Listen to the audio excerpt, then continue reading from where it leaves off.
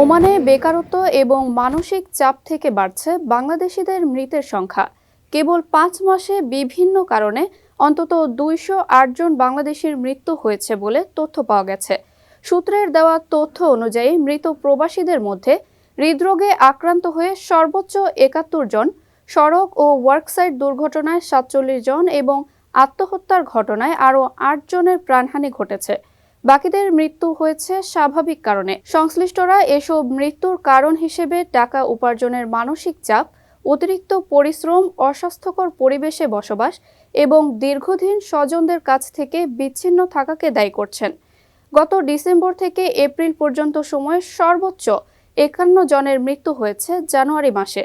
এছাড়া ফেব্রুয়ারিতে 40 জন, মার্চে 37 জন এবং সর্বশেষ মাস এপ্রিলে মৃত্যু হয়েছে 44 জন প্রবাসীর।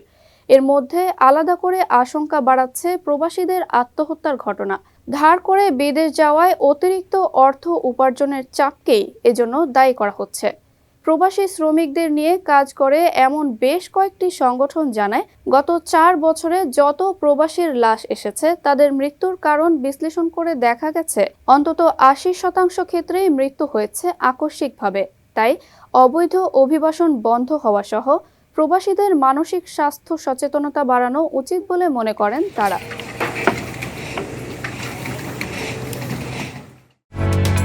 ওমানের সেরা রেট দিচ্ছে বাংলাদেশি প্রতিষ্ঠান গালফ এক্সচেঞ্জ। প্রিয়জনকে টাকা পাঠাতে আজই আসুন আমাদের যে কোনো ব্রাঞ্চে অথবা কল করুন স্ক্রিনে দেয়া নাম্বারে।